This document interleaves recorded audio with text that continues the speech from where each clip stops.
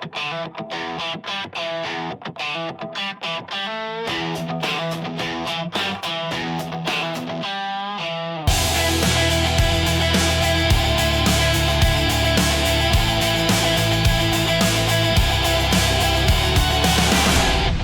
to the All Access Entertainment Podcast. I am your host, Joseph Bruen, here with episode 160, and we are here with a very special guest this week.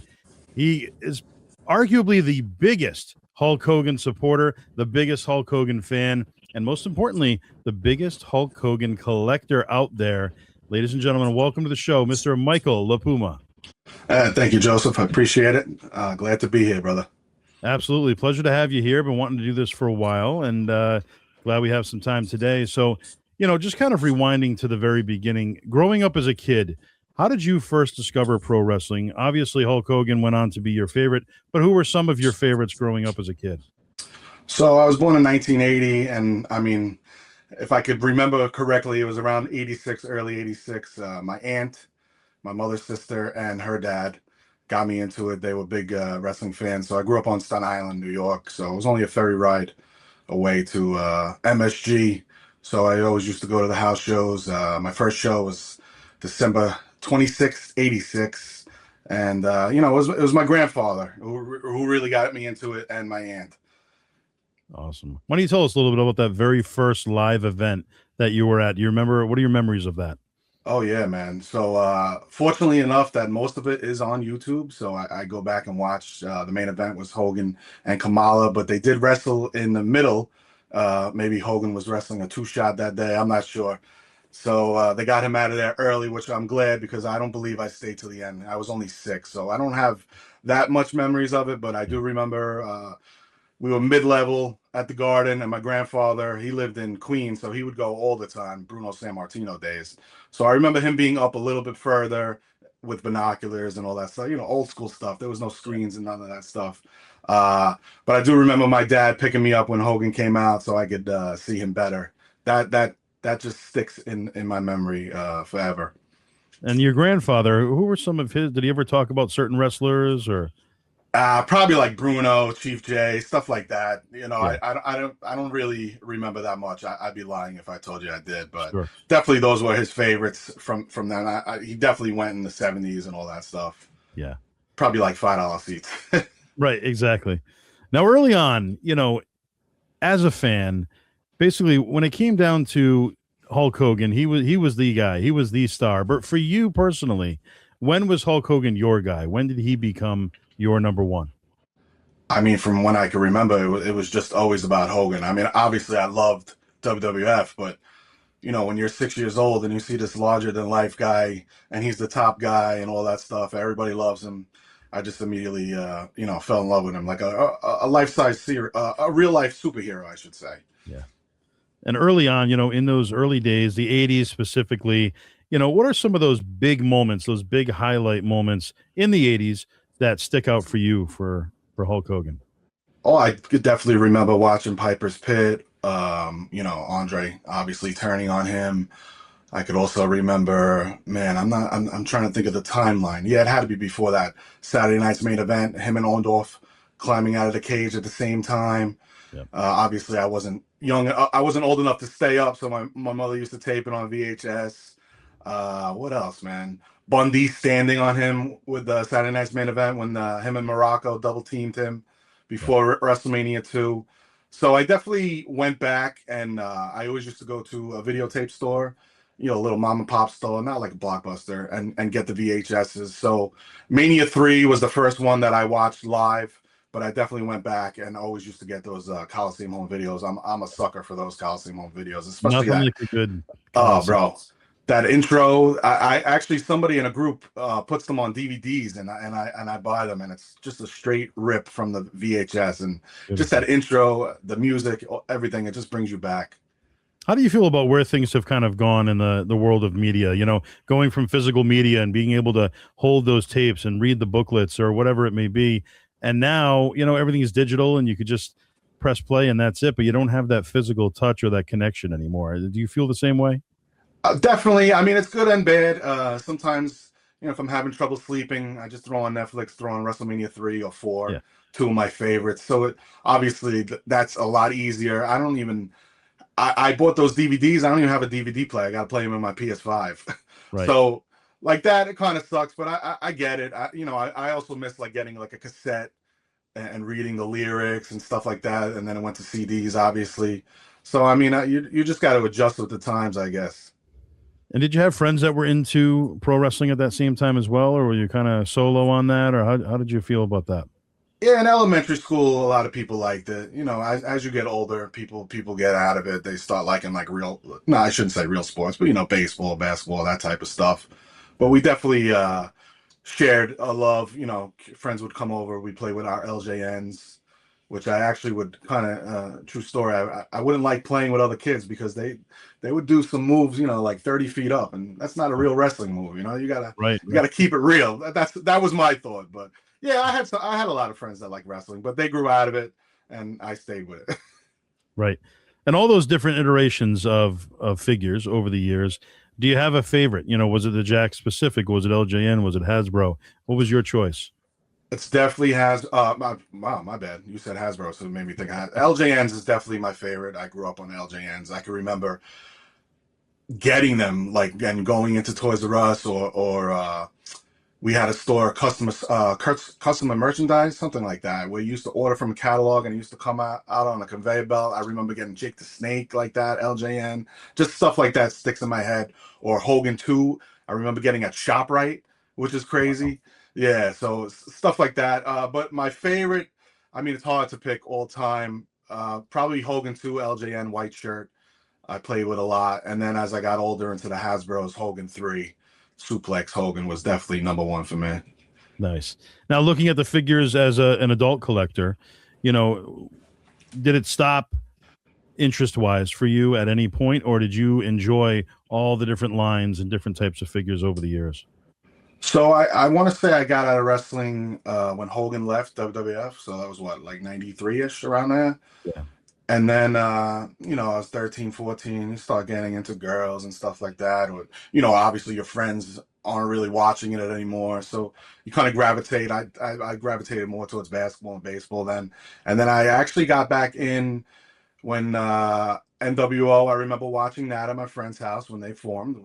Shout out 30th anniversary, which is crazy. Yeah. Makes you feel super old. Right. I'm older now than when Hogan turned into the NWO, which is crazy to think about. But that, and then Stone Cold WrestleMania 14 was the first pay-per-view I remember ordering back after leaving after '93. So that's when I got back into it. So I wasn't really collecting then, but now, I mean, Mattel is just blowing them out of the water with these figures. Right. What was that very first, if you could remember, or maybe first few items that really turned you into a collector? Not just, that's a cool item, let me bring that home, but where you just started, all right, I'm going full force now, I'm going to start collecting everything Hogan. So I could remember, so I wasn't rich at all, but my dad definitely took care of me with toys. And I believe it was like 2 weeks before Owen Hart passed. So whatever year that is, I'm sorry, I can't even remember. I remember going to, so my dad went with me and we went and got the 4 Hogan Hasbros, which are hanging up right there. Nice. Mocks. And also the mail away, which I didn't even know existed because I was out of playing with figures then. Yeah. In the bag, and I got the Blue Blazer mock Jax figure. So that was the day. That was like 2 weeks before he passed away that I really started collecting again, and collecting as a collector, not obviously as a kid playing. So that was around the time that I really started collecting as a collector. Yeah, I remember really being big into the figures, into my early teens, and then I would kind of just set them up and collect them like you do. And basically, if you look at it, the difference between figures, the way they've come, all the different, Jack's specific, or of course Mattel, which is dominating right now. LJN is back, and it's such a cool nostalgic feel to have those LJNs back and see them on the pegs in stores is such a crazy feeling for me anyway. How do you feel about that? Going back in time kind of, but seeing it now. Oh, definitely. So when I really started collecting like heavy, I want to say maybe 7 years ago, I was getting some cool Mattel figures that I thought, oh man, these are nice. And I also in my room I had a Don Mattingly section, which Don Mattingly is my favorite baseball player of all time. And then it just got too much of Hogan stuff that I also had a Leatherface section, which I'm a big Leatherface guy. I had to start selling that stuff. I had to Yeah. stop getting the Mattels. As cool as they were, I had to just focus on Hogan. Now going into the stores now and seeing, forget about the black cards, because I had the black cards when I was a kid, but I remember them coming UPS. You had to order them, never in the stores. Going into the stores now and seeing those blue carded LJNs, man, bro, it hit you. It hit you. I almost bought them to start collecting them, but I know I don't have the room, and I'll probably sell them in a week. But just seeing them, and especially that Series One Hogan, seeing it in the store, man, oh, it hits you. It definitely hits you. If you're around our age, it definitely hits you. Yeah. And do you have everything condensed to one collectible room? Are there other areas around the house where you have stuff too, or? Oh no, it's just this room. My wife would she would not be having that if I went all over the house. So I Right. gotta kind of pick and choose every time. Like on my YouTube channel, I do an unboxing video. I say I have no more room, which is really the truth. I started putting posters on the ceiling and stuff because I love posters. I love Coliseum home video posters. I don't have the wall space. So yeah, it's definitely just condensed to the one room. And what are you going to do when you get to that point where you just literally can't fit anything else, and you're still getting these items that you're seeing that you have to have? I just don't want to think about it, Joe. I Yeah. really don't. I have a lot of stuff on the floor that I just have no space. Like I just got the 1 of 8 big shots. Get big shots rip. Oh yeah. Only 1 of 8 in the world. I have that on the floor in a nice Katana case. Katana Wow. collectibles. If you guys want cases that protect your stuff that aren't acrylic and they're not going to break your bank, go to Katana Collectibles. But yeah, I started using the floor a lot, so Yeah. I don't want to think to that point yet. Right. And it's hard to pick, obviously, with such a massive collection. But what are some of your favorite pieces that you currently have, and what's your favorite piece if you could pick your number one? Ooh, favorite is definitely tough, but I did take a couple down off the shelf to Okay. show. So, like I said, my first ever event was 2686, which I'm learning now that was the holiday tour for MSG. I didn't even put two and two together for years. Wow. So for years, I tried to track down the a ticket stub from the event because my dad didn't save that. So I believe it was last year, I finally found one, an actual ticket stub from the event. I'm not sure if you can see it with the Wow. glare, but there it Absolutely. is. Of course, ripped because that's how we used to do it back in the day. They used to rip the actual ticket stub, no scanning or nothing like that, and it even has the old Knicks logo on the back. Wow. It's so cool. And for my old school collectors or old school fans, if you remember the programs from the house shows, they always Oh had the yeah. match card in them. Now the Yep. program is horrible. It's just like a photo book of the wrestlers. So I actually tracked down the match card. It's written on, which I don't mind because I was 6 at the time, so I probably would have done the same thing. But here it is. Oh wow. Look at It's this. so damn cool. So the matches that are on, it was Hogan versus Kamala. The matches that are actually on YouTube is Hogan and Kamala, Hillbilly Jim and Mr. Fuji in a tuxedo match. Remember those? Yes. Oh, That classic. yeah, that's on YouTube. I remember that. I do remember that. And the main event, the last match, which I don't believe I saw because we must have left, was Blackjack Mulligan and Nikolai. That's on YouTube too. It was like 30 seconds. They must have been at a curfew time or something like that they made Yeah. that match 30 seconds. So those, I actually have a shelf up here just dedicated to that first event. Uh, my man Jason, who is my Mattel customizer, Hulkamaniac Customs on Instagram, he knows my love for this event, and he made me a custom box set, which I got signed by Wow. Hogan. Look at that, huh? Hogan Kamala with a Wow. referee in there. He put some signs in there that he saw on YouTube with kids holding it. Oh He actually wow, he put like the match card and a ticket stub on there. I it's mean, it's unbelievable. one of my favorite pieces here. I couldn't thank him enough. I actually unboxed this at a signing at Hogan's Beach Shop in Orlando, and had him sign it. Obviously, What did Hulk think uh, of it? oh, he loved it. He I mean, sometimes they say like, "Don't meet your heroes," nothing like that. So first, did you ever meet Hogan or no? I did. I've met him 5 times. Oh, nice, nice. So Yeah, you could attest to it. The dude, even at 70, like he knew what his fans paid for, and the love that they had for 40 plus years for him. And he looked you in the eye. He spent whatever it was, a minute, 2 minutes talking to you, and even if it was 30 seconds, it felt like 10 minutes. yeah, I don't know if you met him at the beach shop. Ron, his manager, would try to force you through, but Hogan, yeah, he'd look you in the eye. Sometimes now, I'm not saying I hate wrestling now. I still love, but you look at some of these signings, like I saw one with Punk, like he doesn't even look up sometimes. yeah. Like these people are paying a lot of, especially nowadays, they're paying a lot of money to meet you. Like give them the 30 seconds, look Yeah. them in the eye, shake their hand or whatever. But Hogan always did it. So yes, sorry I went on a tangent there, but No, that's yeah, fine. Hogan loved that. Hogan loved that. Let's see. You want to see some more stuff? Sure, absolutely. So I'm definitely a custom guy. I know a lot of people don't like customs, but I always say like customs in 1990 were different when like you had a Hasbro Hogan and you tried sharpening a black beard to make him like an NWO. Like now, 3D printers, people, not even just that, people are very skilled. So I forgot his name. I believe his name is Mark. He made, I think, 5 of these. It is a custom Suburban Commando, Wow, which the detail on this bad boy is unbelievable. that is unbelievable.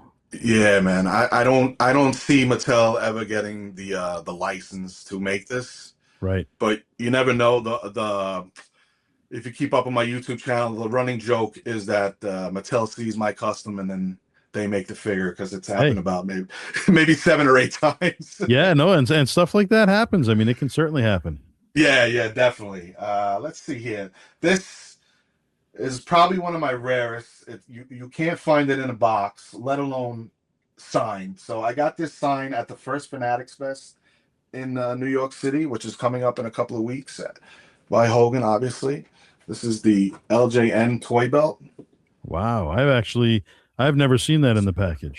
Yeah, man. Super hard to track down. This was my white whale for many years. I had one opened, but I needed something. I needed it in the box, just something about it in the box. Yeah. So again, this is a katana case. When I brought it to Hogan, this little knob here, for people that don't know, you swing it this way, and it shows a picture of Hogan holding the I believe it's the 85 belt. Oh wow. So Hogan, his hands, I got pretty big hands. His hand is about double my size. He played with it about 2 or 3 times, and I was a little nervous because that lever is kind of delicate, but Delicate. he Yeah. loved it. He loved it. I've never seen another one signed. So Wow. this was one that I would wanted to get signed for a long time, but I didn't want to travel with it. So when I knew he was going to be right there at the Javits Center in Manhattan, I knew I had to bring that. What would you put the value on a piece like that, specifically autographed? You Could you know, put value on that? it's hard. It's hard because when you go to sell something, it's only worth what somebody's going to buy. Pay for it. You know what I mean? You could put it up on eBay for 4 grand and it could sit there for years because Yeah. unless somebody offers you 1,000, then maybe that's the market value. But I know that belt by itself has to be at least $800-900, in the box. So you add Hogan's autograph on there. I personally wouldn't let it go right now. That's Yeah. always another thing with collecting. I always think like, I just turned 46. I would like to retire maybe in 10 years, maybe move down to Florida. Eventually, I'm gonna have to sell this stuff. You know what I mean? Like that's my thought anyway. So would I let that go right now for 2 grand? Maybe, Yeah. maybe, but that would be my market value. It's hard, Right. Joe. So you do see yourself getting rid of the collection eventually. I do, and I know. So I'm a big part of a Major Wrestling Figure Podcast Yeah. Facebook group, and I've asked that question many a times with Matt Cardona and Brian Myers, and they say I'm crazy, like they want to pass away with their stuff. But I definitely wouldn't want to leave the burden of my kids and stuff like that to get rid of this. And then also, you don't know who's going to take them to the bank, because to sell every piece in here, somebody would have to come in and buy everything, like God Sure. forbid something happens to me, knock on wood. But yeah, I see myself when I retire and moving down to Florida to not with this stuff. Maybe a couple of pieces, maybe 5, 10, but definitely not a room. Yeah. I couldn't do it. I couldn't be 60, God willing, and have a toy collection. I just want to Right. be on the beach. Yeah, I get that. I get that. Hey, you've been able to enjoy it all these years, and you still got plenty of years to enjoy it. So, Exactly, it's God willing, positive, and right? you look around, it brings you back to your childhood for sure. Definitely, definitely. I got a couple more here if you want to Yeah. see. I got this bad boy here, sealed Hulk Hogan vitamins Oh with yes. with the vitamins in there. I can only imagine what they look like. They're not powder though, because when you shake it, you could actually hear it. Wow. So the last time that I met Hogan, I brought this, and I have the box too. So I asked him which what do you think would look better signed, and he said the box. So we went with the box. Nice. So definitely remember taking these as a kid, man. It's so cool. They don't even do stuff like this anymore for kids. Yeah. No, absolutely not. And then I have this piece here. So I have two close friends that I debated on whether to get this. When Hogan passed, there was a couple on eBay, and I didn't bid on them. They went for astronomical prices anyway. But maybe about a month so after, there was one of these on, and I made a lowball bid, and I actually won it. I went back and forth on whether or not I should have it, but it is his from his funeral, like the little pamphlet Oh that they yeah. actually gave out to the people that were invited. It's Wow. crazy to think that people were selling it, but this is something like I would never sell. I know some people feel weird about it. I definitely thought about, should I have it, should I not have it? But I mean, obviously I love Hogan, so it's something that I thought to remember him by. I, Sure. I should get it. So, I would never sell it or nothing like that. But to have this when I unboxed it, it was a pretty special moment to even be touching it. It's crazy. Wow. Now, all these items that you have, how many items, if you had to guess, would you say you personally got signed by the Hulkster over the years? Oof, that's oh man, I would have to think. I counted because I just got something else signed in the mail. I have about 41, 42 autographs of Hogan, Okay. and stuff that I got signed personally. Man, so I don't know. Should I go back to how many times I met him at the beach shop and stuff like that if you Yeah, want? if you want to kind of walk us through your journey meeting the Hulkster, starting with that very first time, and just what those experiences were like for you. Sure. So first time was Toys R Us Times Square in '02 when he came back in NWO, and Jack Specific put out that NWO set real fast, R3 I think they're called, Yeah. and he signed it in Sharpie. That meeting, it's rough because it was in and out. There was no pictures. I was 22 years old. Maybe I was a little drunk. You know what I mean? So it's hard. Obviously I got to count it, but that meeting didn't go as you would think. Like building it up to like, damn, I'm finally meeting him. You know what I mean? So the next time was WrestleMania 33 down in Florida, in Orlando. I went with my son, and we met him at the beach shop, and I got the LJN sign, which going back, that was also purchased that day with my father with the four Hasbros there. Oh I got a wow. mock LJN, so I got that signed, and the WrestleMania 3 program, which WrestleMania 3 is my favorite WrestleMania of all time, and Hogan versus Andre from that show is my favorite match of all time. So there was a long gap between them. Hogan got fired, all that stuff. Then in October 2022, he was having a signing at the Orlando Beach Shop. I went down with my best friend John, and man, I'm trying to think what I got signed that day. I got to think four things signed because you could get two, and then my friend got two things signed for me that day. I got the Jax uh, Bash at the Beach set signed. Man, there's a whole lot of stuff. back there, I got the Rocky. I don't know if you could see it. Rocky, the Rocky figure from Oh, Jax. He actually inscribed it Thunder Lips. Yeah, that was a pretty cool moment. And then June of 2023, I went down for one day, not even a day. I flew down. He was signing again in Orlando. I asked my wife, "You mind if I go down?" So I think I landed at like 11 o'clock and I left. Well, the plan was to leave at 9 o'clock at night, but my flight got canceled. So spent the night in the airport. But needless to say, I got another two things signed there. And then also met Hogan at the Javits Center for Fanatics Fest. And then for WrestleMania 40 in Philly, I met him. And then the last time would be, I wrote it down, October 7th, 2024. Again, I flew down for one day at the beach shop. And that's when I got the vitamins signed. nice. So that Awesome. would be the last time that I would ever see him. Was there a favorite out of those interactions? WrestleMania 40, which was WWE World, whatever they call it now, Axxess, Yeah. whatever. So that was run by Fanatics. So I know how Fanatics is. You know, they have the autographs and then they have a session for pictures. So I didn't buy the picture because I know it's in and out with Fanatics. You got 2 seconds, hi, take a picture, next. So I went down with some of my friends. So he wanted a picture with all of us. I think you could have up to 4 people in the photo. Mm. So he actually bought the photo. So I got a picture with him with that. But that day signed, I got I believe it's the 18-inch LJN. You know, remember they came out with Oh yeah. Piper and him, only him. So I have that MOC, and I got that signed. The autographs were first, so I waited online. Obviously, I waited. We got up. He loved it. So I loved bringing stuff to Hogan to get signed that was rare and old, just to like pop him. Like I Yeah. see nothing wrong with bringing a Mattel or a Funko like that, but I wanted to bring my old stuff. So he loved it. He popped for it. So with Fanatics, it's just autograph move. Hogan went all the way. He went, I'm looking at it now. Hulk Hogan, Hall of Fame, '05 WWF champion. He went all the way with it. He kept on riding. It was that was an awesome moment. That was definitely an awesome moment. And then the last time definitely sticks out too as, a great moment as well. Yeah, my first time meeting Hulk myself was Boston Super Mega Fest, which was a convention in Massachusetts, and got a professional photo op with Hulkster.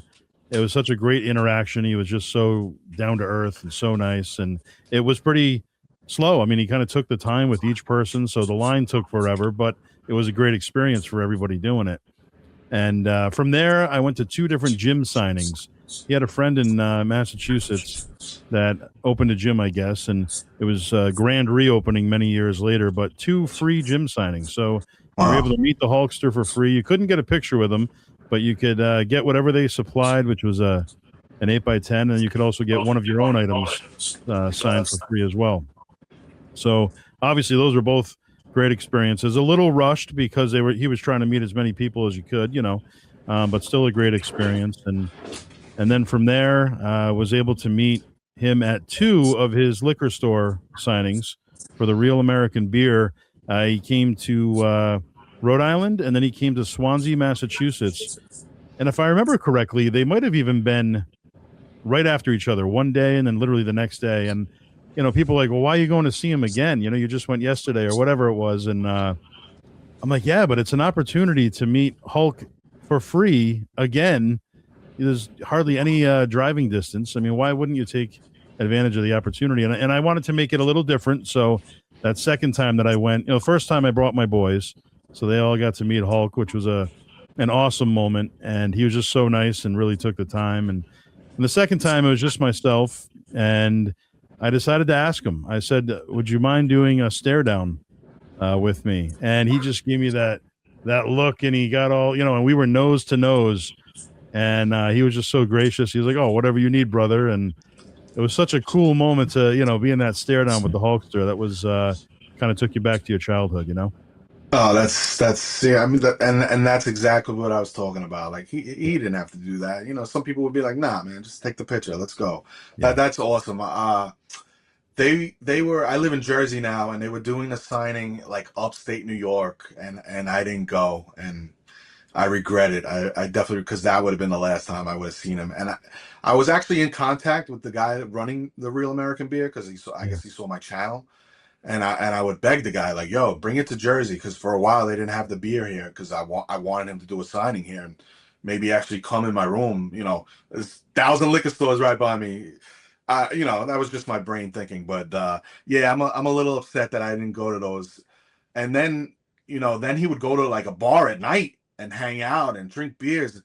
That Real American Beer, man, they ran him hard. They definitely did, and now he's not even on the beer anymore. His Yeah, they face. took him right off. I was Yeah, man. surprised to see that. Crazy stuff. But that's awesome that he did the stare down with you. I mean, that's what I'm talking about. Hogan knew. He knew. Right. And it's one of those things that was a last minute decision for me because I'd already gone the day before. And I think about that now. If I didn't go that second time, I wouldn't have had that experience. And it was such a special experience. So I'm glad that whenever you're doubting yourself, just make it happen and go for it. Because, you never know when you're going to have another opportunity. And that was my last opportunity. So, that's exactly. And that's what I would tell my wife when I would make those 1-day trips to Orlando, or 12-hour trips to Orlando. Like, you never know, you know what I mean? And now look. So I actually, you telling him, can we do the stare down?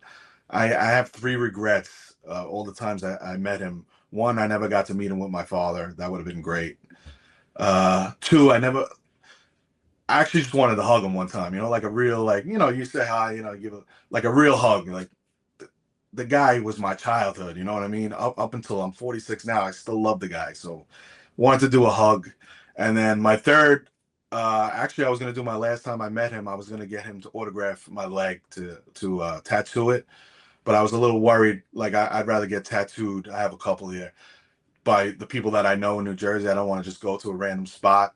So that was my third regret, which I'm actually thinking of, because now they could just trace. So I'm going to bring something. I'm going to look for the best auto that I got personally, not something I bought off of eBay, and let them trace it and then put it on my leg.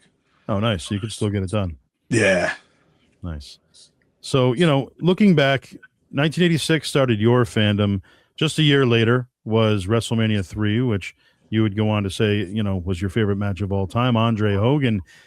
When you were old enough to realize, what that meant for the industry, what that meant for the business, and even living through that match, Hogan, Andre, kind of tell us about your memories, your experience of that match in particular. Well, definitely watching it back now from when you're a kid is totally different. I've probably seen that match 100 times. When you would see the interviews now, well, a couple of years ago, whatever, of Hogan talking about it and all the pain that Andre was in, and now, and the back brace that he wore, and now when you watch it, you could actually see, like, oh crap, he did have a back brace on. And Hogan slamming him is like just dead weight. Like, I know a lot of people, oh, he was slammed, multiple times before that, and Hogan slammed, but he was much thinner, and Andre could not move in that match. And now, as an older person, you could tell, like, he had to grab the ropes and be close to the ropes all the time and stuff like that. It's definitely different from watching it when you're 7-8 years old. Yeah. Now, is there a dream match? Maybe somebody that Hulk never faced, and it could be somebody before his time, somebody during his time, somebody from this era. Who would that dream match be that you would pit against Hulk Hogan? Man, it would definitely have been Hollywood Hogan versus Stone Cold at the peak, when that would have sold out any stadium.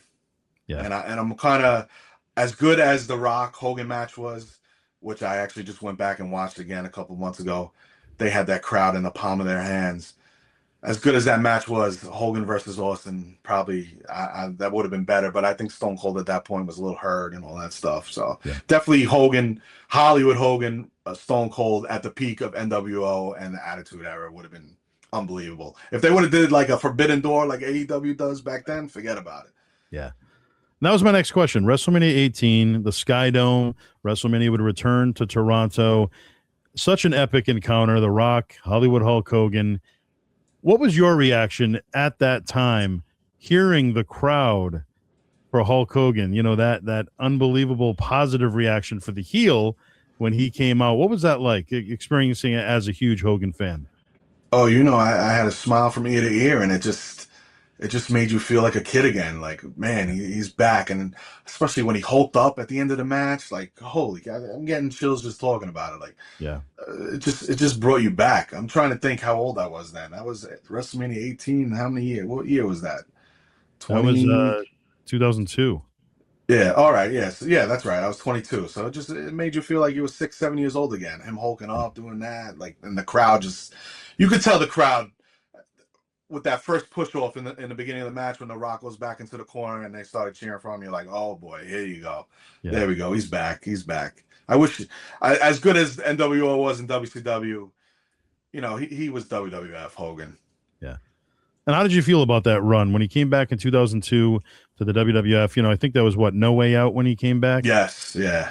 From that time period all throughout, when he left the WWE, what did you think of that comeback in comparison to some of his other runs? It was good. It was good. I mean, obviously, you loved seeing Hogan back in the WWF ring, and even at first, that No Way Out when I think it was Nash spoke first, and then Hall, or one or the other, and then they gave the mic to Hogan, and you could just tell the crowd still loved him and all that stuff. It was great, but they ended it a little too soon. They wanted him to put the red and yellow back. I wanted him to stay a little Hollywood for a little longer. Yeah. And when the Goldberg defeated Hogan on Nitro for the championship, obviously, I'm sure you weren't too happy about that. But what was your reaction? Were you surprised that happened? Did you see it coming? I hated it. I hated it. And now you go back, you listen to these interviews. Goldberg was just on somewhere talking about it, actually. And, he said it was Hogan's decision to do it. Obviously, it was the right move for them, money wise and all that stuff. He was so hot, but never been a fan of Goldberg, even to this day.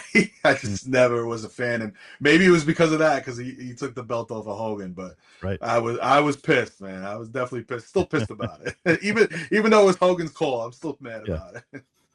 Well, going back, rewinding to 1993, Hulk Hogan's final year in the WWF, we'd see him at the King of the Ring against Yokozuna with Harvey Whippleman as that cameraman that, with the fireball incident. And I remember as a kid, I was just like, what the hell is going on here? I was bummed out, And, shortly after that, he would do a quick international tour in 1993 with the WWF. And that was his final series of appearances. He had that little standoff off television with Giant Gonzalez. What was your reaction when he showed up out of nowhere to WCW in that parade in the red car, that iconic moment of him driving down that street? Were you just caught off guard completely, or did you kind of think maybe he would show up somewhere else eventually? So that was 94-ish, right, when he came? Yeah. So to be honest, I stopped watching wrestling because WWF, I was 14 then. I couldn't get into it. The Duke the Dumpster, all these guys, it just wasn't appealing to me. So I was watching Thunder in Paradise though, and I don't even remember him signing with WCW. I guess I was just so out of the loop. But I do remember watching him against Ric Flair at was it Bash at the Beach, were they calling it back then? That was his first pay-per-view in Orlando. Yeah. When he came out with Shaq and he won the title. Yeah, so I definitely didn't watch that parade live, but to see him back in wrestling, it was like, oh boy, okay, here we go. So I definitely wasn't watching like WWF at that time, or even WCW, to be honest with you.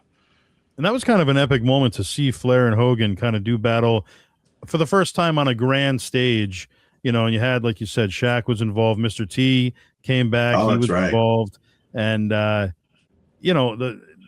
the different, radio stations and television outlets were there. It was a big deal. Any memories of that particular match? Not really. I mean, I just was happy to see him back, and him go over. So one of the house shows that I went to at the Garden, it was Flair versus Hogan, which is actually on YouTube as well. Flair is wearing blue trunks. It always just stuck in my mind because it was like the Galoob figure, and he held the tag team title, and they blurred it out on the screen. So seeing him, and then he was supposed to fight him at WrestleMania 8, which I can't believe they changed. That would have been great as a Hogan fan. So seeing him back and then actually beating Flair for a title, that was really cool. And seeing Shaq involved. I forgot about Mr. T. Was he the ref or he just was in his corner? I forgot. I feel like he might have been the special enforcer, maybe outside of the Oh, ring or okay. something. Like a Muhammad Ali type, I think or Mike so. Yeah. Tyson. Okay, yeah, that's right. Yeah. That's right. Yeah, you bringing back a lot of stuff. Yeah, But it was a cool moment to see T and Hogan back together, you know? 100%, 100%. Yeah, unless you really like, it's weird. Like you could go back and watch it on YouTube and stuff like that, but unless you lived in that time, like WrestleMania 1, WrestleMania 2, Mr. T was one of the most popular people in the world. Yeah. A-Team, all Rocky. So have him with Hogan involved in wrestling, and Hogan was actually on the A-Team, the TV show, and Saturday Night Live, they hosted together and all that stuff. It was a big deal. Even with this Cyndi Lauper figure coming out from Mattel for San Diego Comic-Con exclusive. Like, that was a big deal. Rock and wrestling, getting on MTV. Absolutely. Like, unless you really lived it, I don't... So my son is going to be 21, loves wrestling. He knows a lot about the history, but I don't even think he could grasp like how big that stuff was back then. So yeah, that was awesome to see Mr. T back with Hogan in '94. Yeah, you mentioned Saturday Night Live. That was such a big moment. And I mean, Hulk Hogan graced the cover of Sports Illustrated. You know, no other wrestler was doing that. I mean, that was a big deal. You mentioned Andre Hogan is your favorite match of all time for Hogan.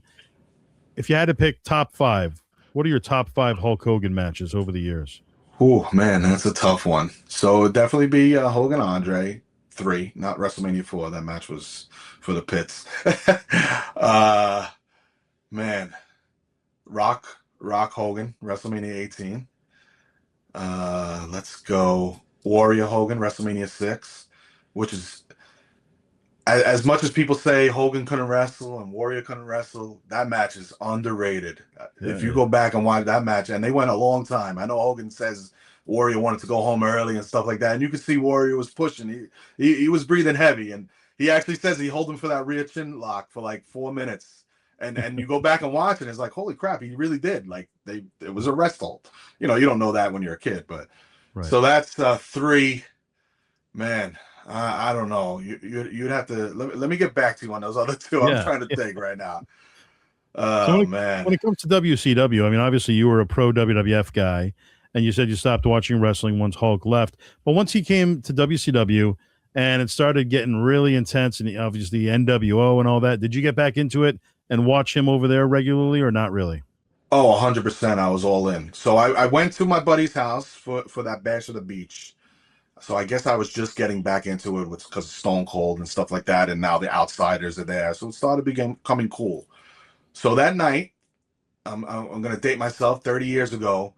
I remember going home and calling my aunt who got me into wrestling on the phone. They with on the house phone in the kitchen to tell her that Hulk Hogan turned bad. Wow, it's crazy to think about that. But no, definitely all in for NWO. Definitely ordered what was it? Starcade versus Sting. Yeah, definitely ordered that at my girlfriend's house, my wife now. That's how long we've been together. Definitely ordered that at her house because I didn't have cable then. Yeah, NWO. I was in high school at that point, and we had a little clique. And I was Hogan, my boy was Nash. Everybody was somebody, and we used to sit at the lunch table and just talk about wrestling. So we all got back into it because of NWO and DX. I'll give it to DX as well. Yeah. Yep, they were holding it down on the other side for sure. You know, looking back celebrating 30 years, like you said, looking back at the Bash at the Beach specifically, did you think that he was going to be the third man once he got out there? Or were you thinking, like, who did you think was going to be the third man? Did you have any insight or?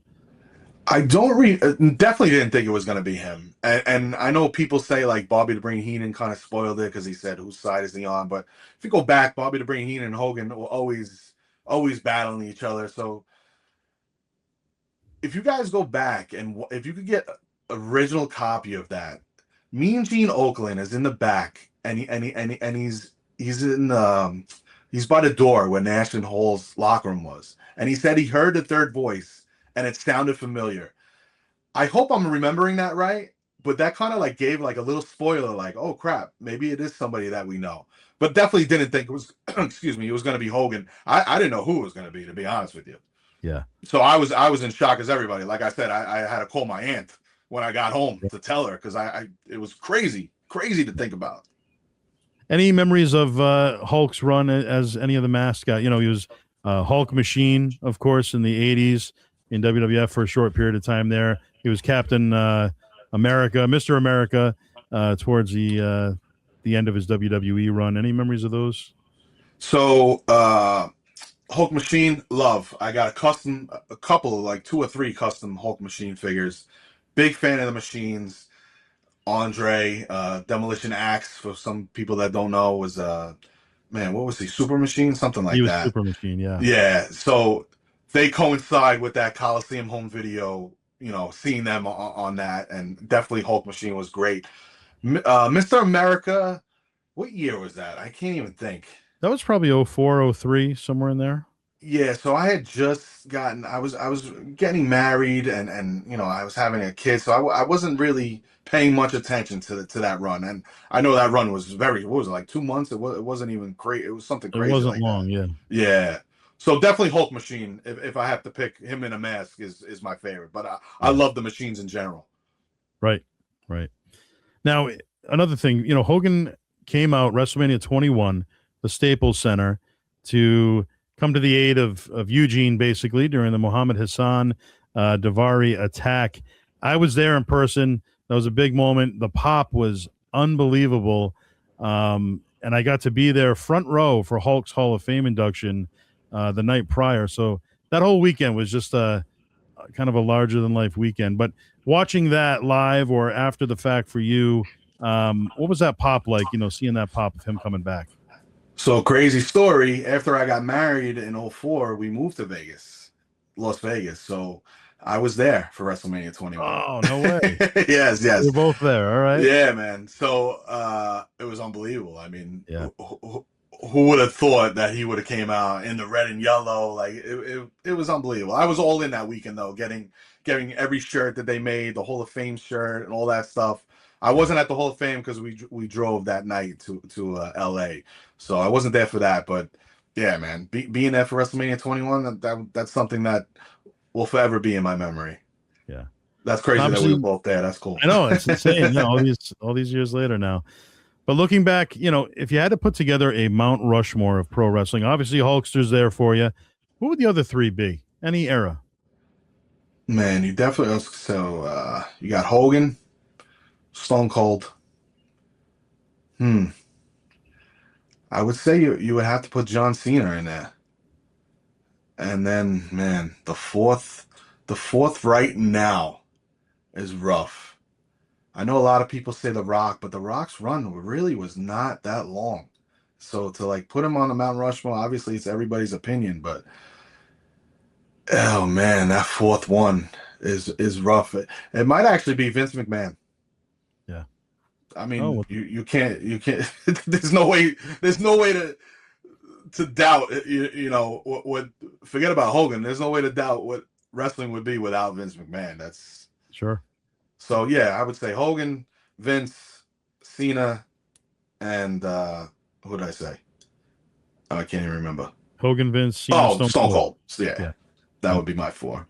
What about you? You got a Mount Rushmore? Well, I gotta put Cena there for more recent times. I mean, he held it down for 20 years.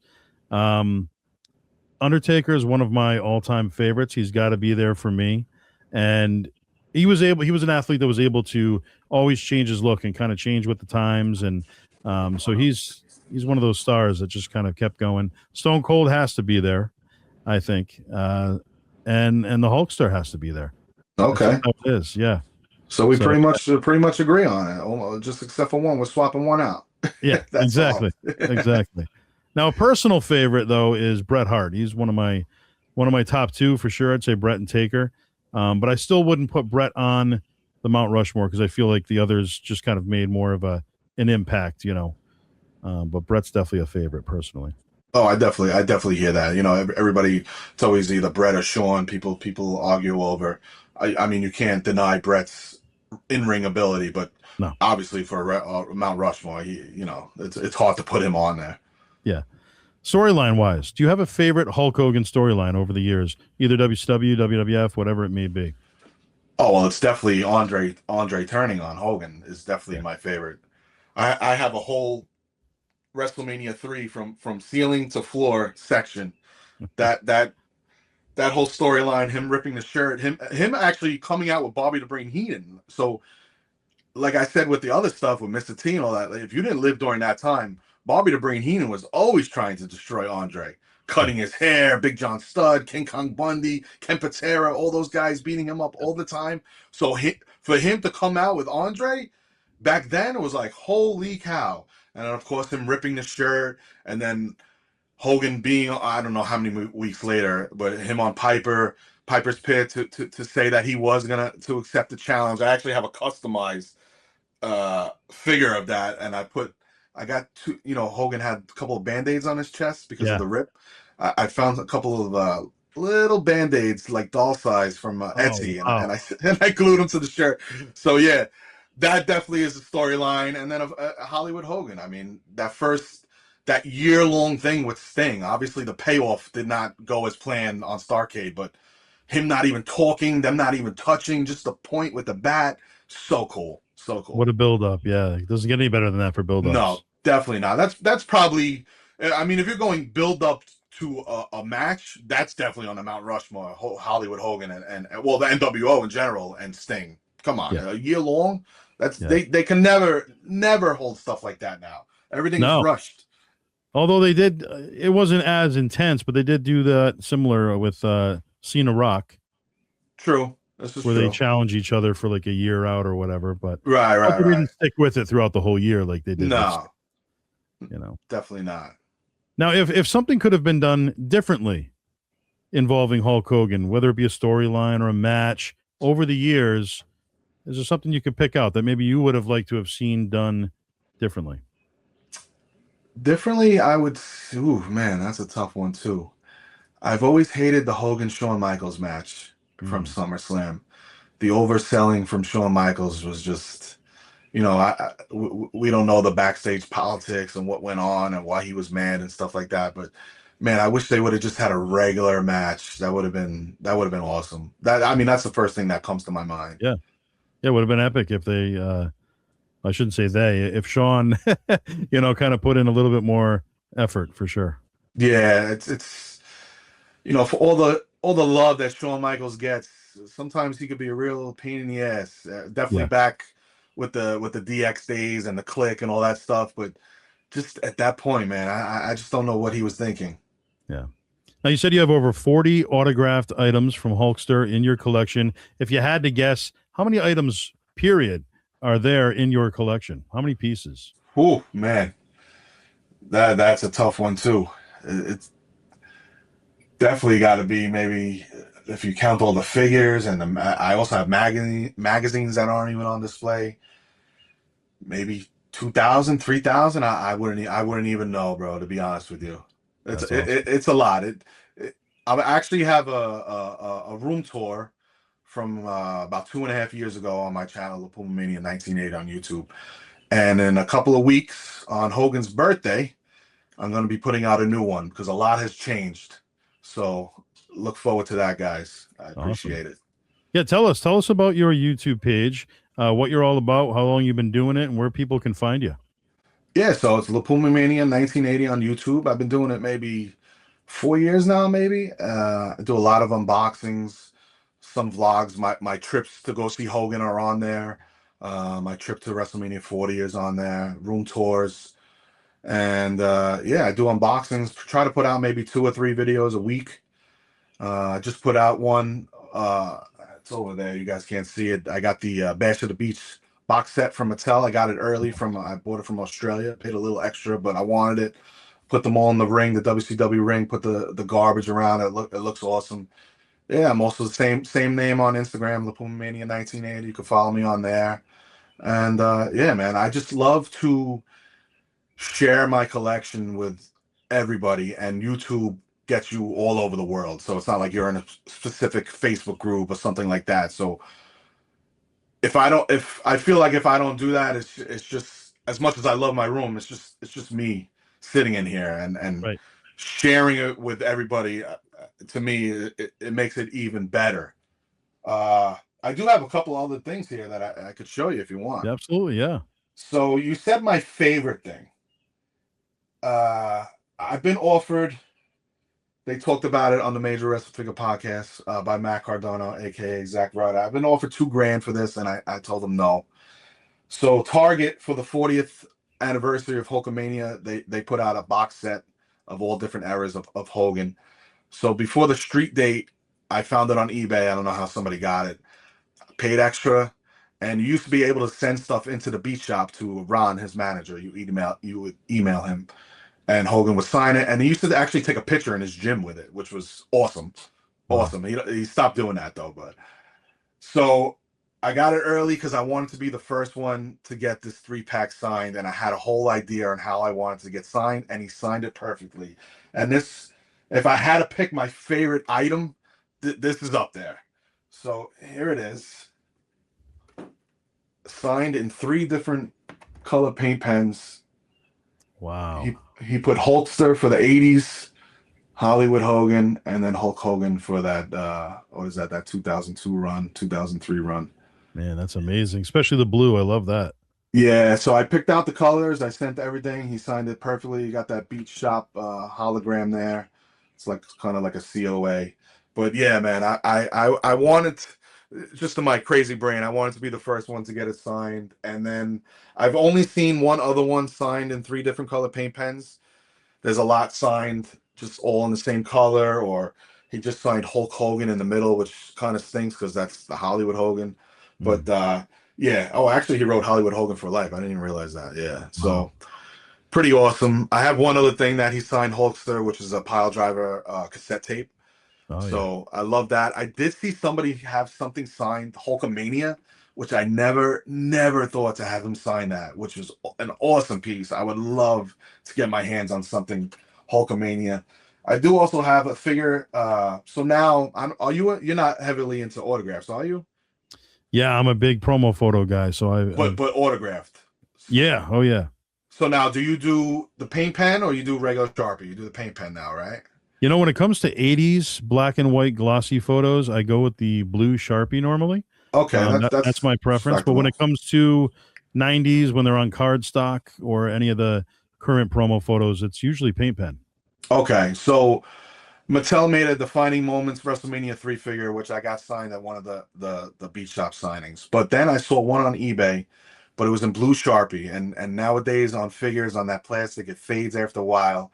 Yeah. But I bought it because it said Hulk Hogan. I'm looking at it. I should have grabbed it. AKA Terry Bollea. Wow. Not many autographs with his real name, so I had to snatch that one up. Wow. I don't think I've ever seen one, to be me personally. Yeah. I should have grabbed it. It's right there. But yeah, it's my only piece that actually says Terry Bollea. So wow. That's and cool. Then, like I said, I'm a customizer guy. I don't really make customs myself. And the one that means the most to me. So, did you watch? You obviously watched the Hogan documentary on Netflix. Absolutely, yeah. Yeah, very. Oh man, that last 20 minutes definitely got me. Especially when the director said we'll come back in a couple of months to finish this off. Oh man, yeah. Yeah. So they actually reached out to me while Hogan was still alive. They found me on YouTube to be a part of it. So I did a little one-on-one with the director Bruen via Zoom, and then I didn't hear nothing for quite some time, and I was like, "Oh man, I guess nothing happened." But then a couple months later, they actually reached out to me, and they came to my house, and they filmed in my room for about three hours. Wow. And this was while Hulk was still alive. They came here, so man, was I pumped for him to actually see my room, to see my love for the guy. And obviously he passed away, and the night before it came out, they emailed me to say that my scene got cut.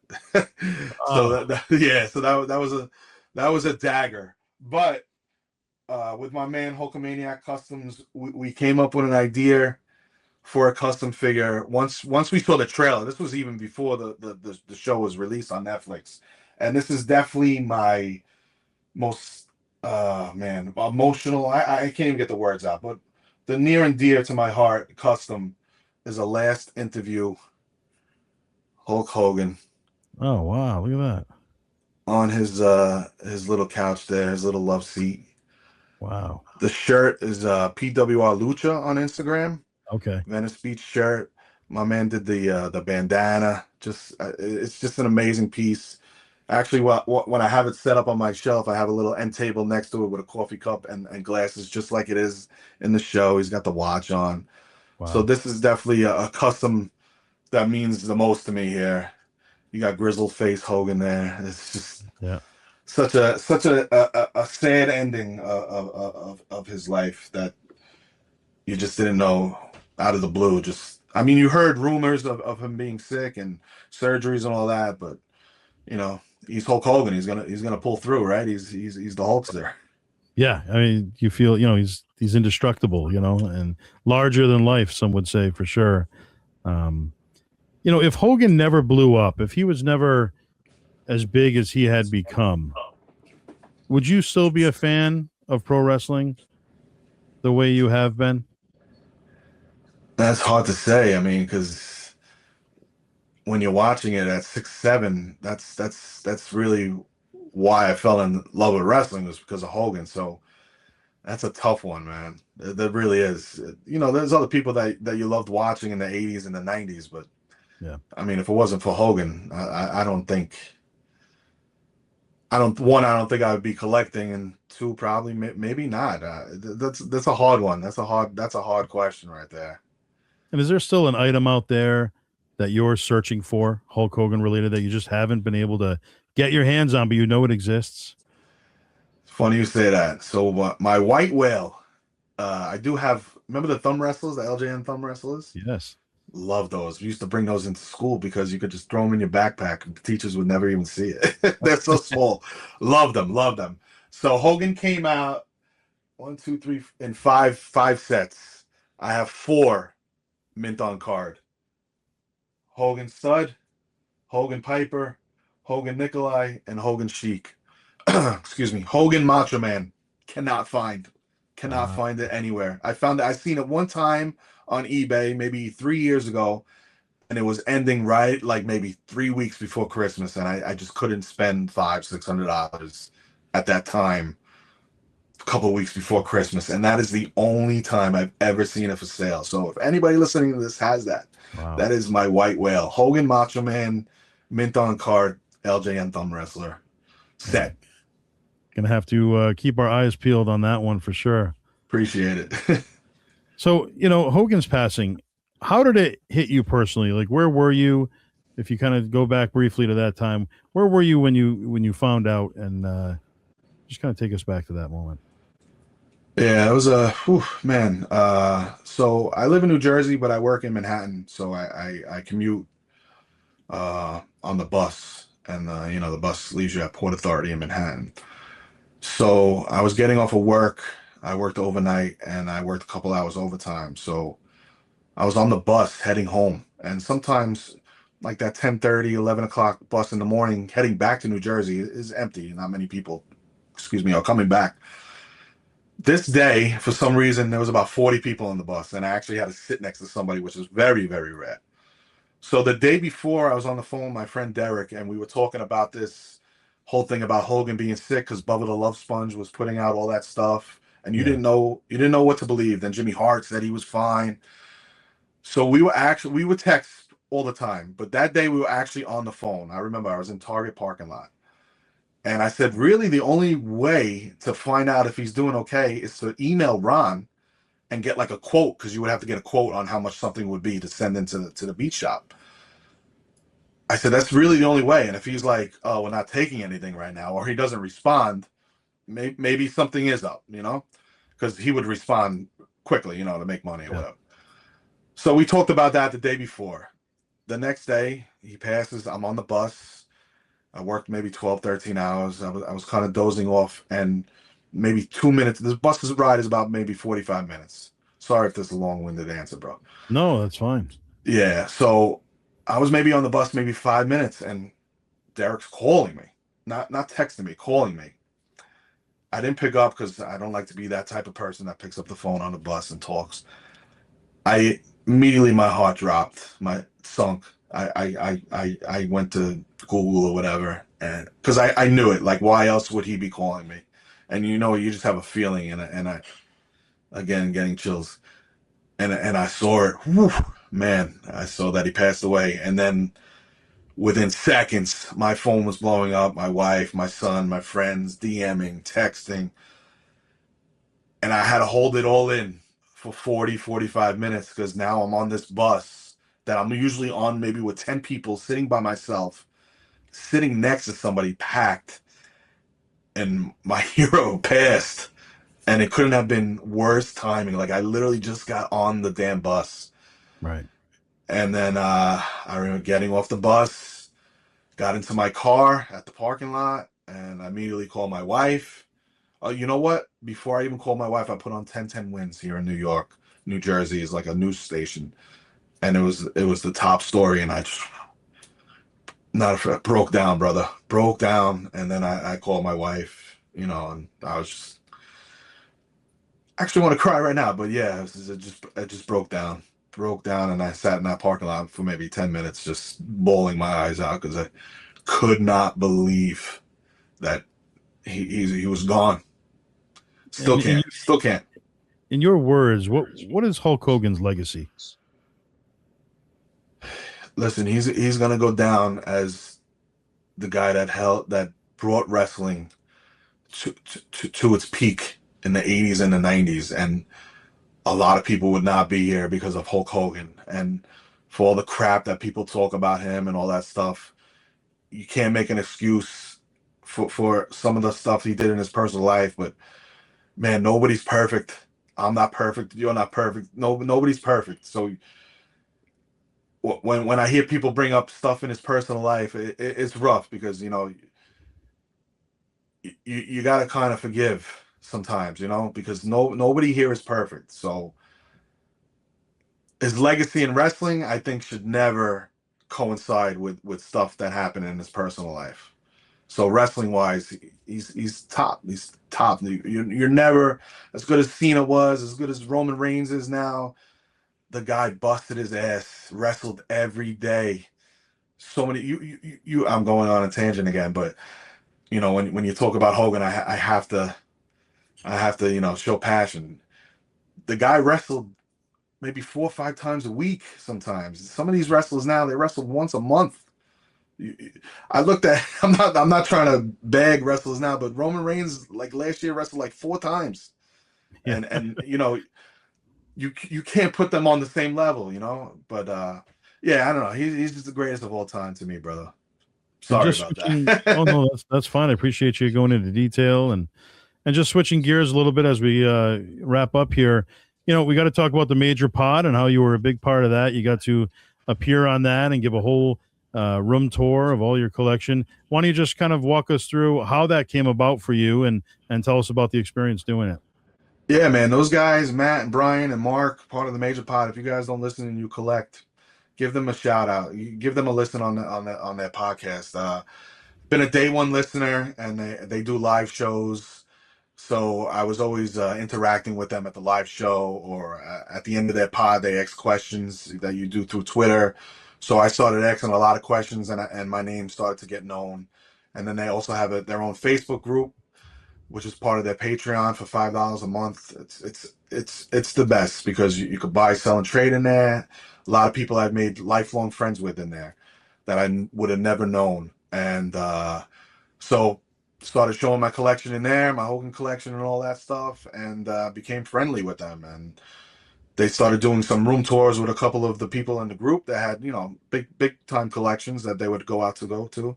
And Brian, I believe it was last year, maybe, yeah, about 16 months ago, came to my room, and that's on their YouTube channel as well. My room tour on there. So that was pretty cool, man, to have Brian Myers come in my room and film. That's awesome. I encourage everybody to check out your YouTube page for sure. If you want to mention it one more time, where people could find you. Sure, it's the Lipuma Mania 1980 on YouTube and on Instagram. I also have a Twitter, but I don't really post on there, or X, whatever they call it now. Yeah. And in closing, what advice do you have for fellow collectors or somebody who's looking to just get into the hobby? any advice that you have for an up and coming collector? My advice would be to collect what you want to collect. Don't listen to anybody else say, "Oh, that's silly," or because a lot of people say like customizing. I don't count those, but I do, and it's my collection, and it's what I like, and what I like to see, and what I love. So definitely don't listen to the naysayers, and you got to get this, or be a completist on something. Like if a set comes out and you like one guy from that set, just buy that one guy. You don't got to buy everything. You don't got to collect everything. There's some Hogan stuff that comes out that I don't buy. I don't ever say I was ever completist on Hogan stuff. So definitely that. Michael, I appreciate you taking the time today and being a part of this. It's been a pleasure. Thank you, Joseph. I appreciate you inviting me on, and I'm glad to do it. Glad to finally meet you face to face. I know we've been talking through DMs, so thank you, brother. I appreciate it. Same here, man. From Michael Lipuma, I'm Joseph Bruen, and this has been the All Access Entertainment Podcast. Don't forget to like, subscribe, and we will see you all next time.